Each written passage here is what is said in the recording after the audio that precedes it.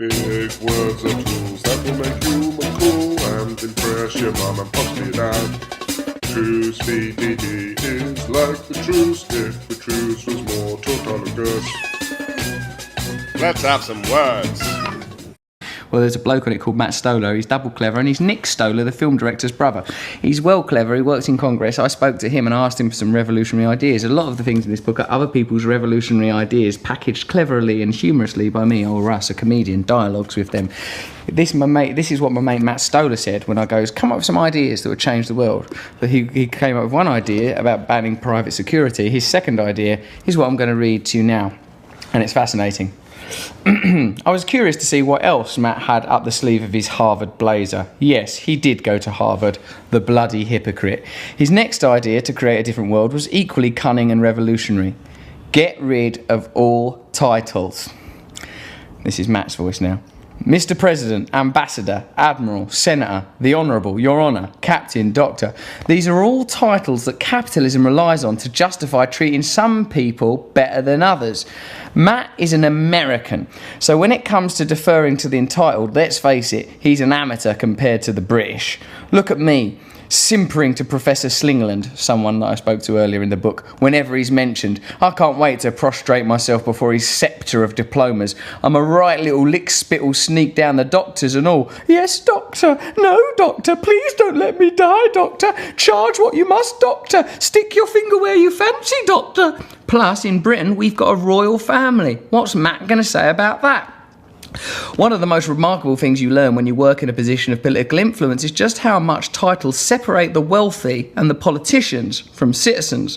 Ordinary people will use a title before addressing someone, and that immediately makes that ordinary person a supplicant, and the titled one a person of influence. Or if both have titles, then there's upper class solidarity. Rank, hierarchy, these are designed to create a structure whereby power is shaped in the very act of greeting someone. Oh, you can't even say hello.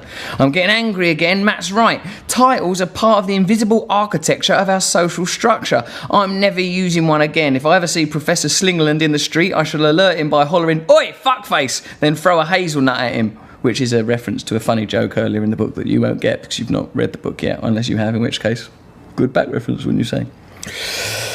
What does Matt propose?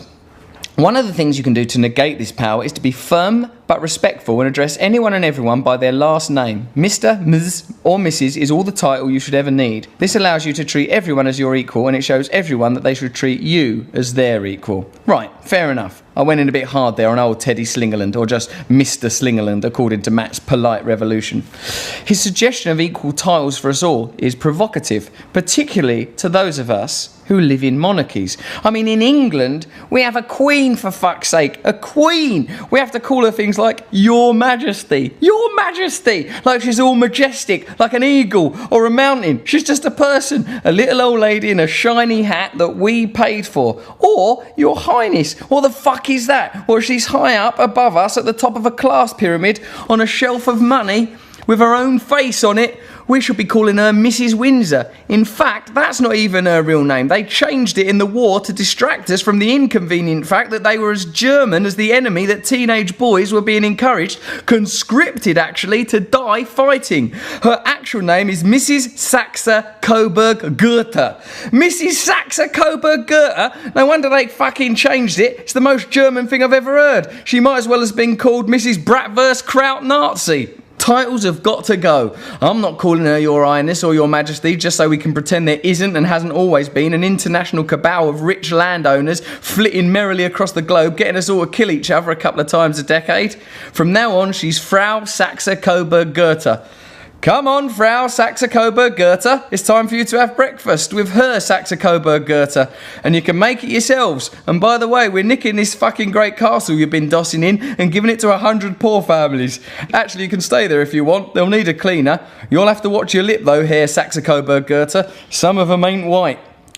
We British have much to gain from Matt's titleless utopia. He continues, it's a small thing, seemingly inconsequential, but it's not. No, not to the Saxe Coburg Goethes. They're well fucked. If this became common, you'd shortly see sputtering rage from the powerful and increased agitation from the erstwhile meek.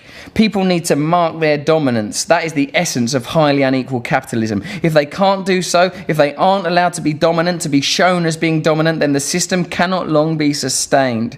Matt's ideas are like the schemes of a cackling supervillain from a Bond movie. At first they seem innocuous, but then they elegantly unravel the fabric of society. He suggests we start this now. This is something that anyone and everyone can act on. A tiny act of rebellion that takes no money, influence, or social status. You just need courage. And every human has that.